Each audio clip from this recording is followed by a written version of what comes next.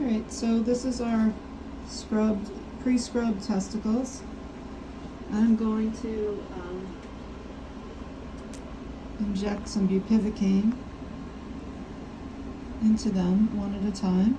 So into the left one. This is a mixture of bupivacaine and lidocaine for anesthetic.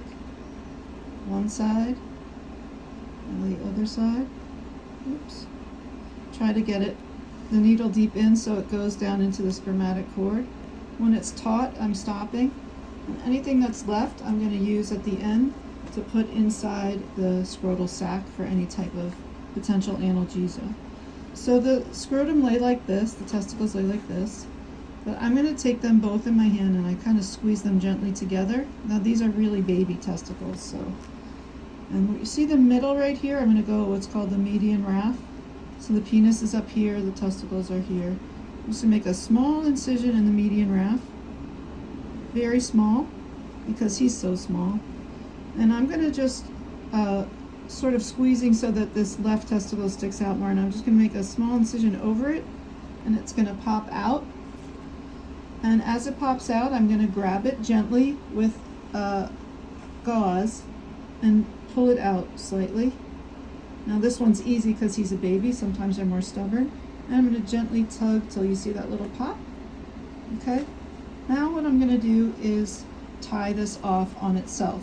So I'm going to do what's called a figure 8 knot. So I want you guys to practice this at home.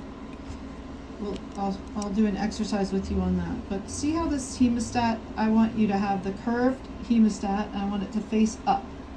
Hemostat facing up. And I want you to go over, around. I want you to go behind it. So you can see that little U shape around this here. Can you see that?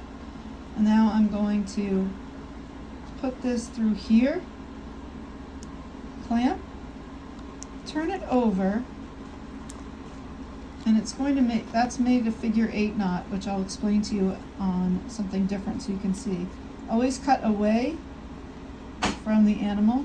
I'm going to cut this off so that the testicle is now removed.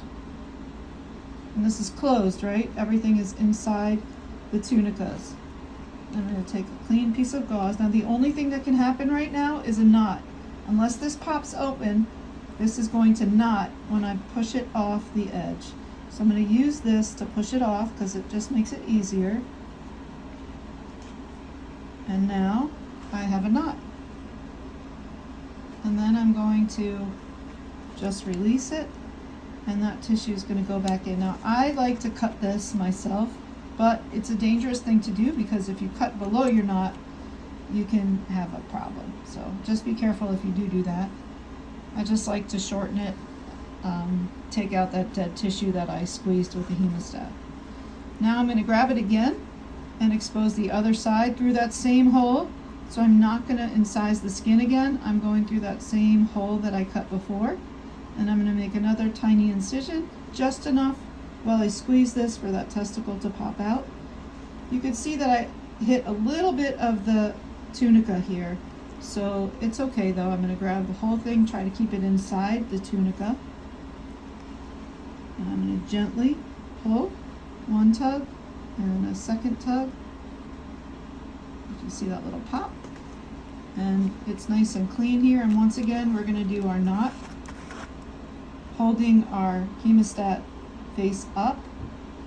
We're going to go around. We're going to go behind. That makes our loop. I press down a little bit, just, oops, over, behind, press down a little bit just to give me room to slide this under. So over, around, behind, slide, into. Then I'm going to cut away from the body. And once again, I'm going to use a clean gauze. And I'm going to slide my knot off. And it makes a knot. Again, this is, I'm not recommending doing this, I just can't help myself. Because I don't want you to cut the wrong area. But if you do this, it'll just pop nicely back in. Okay? And then we can use what's left over of our bupivacaine and lidocaine and kind of squirt it in that hole for some extra pain relief. And we're done.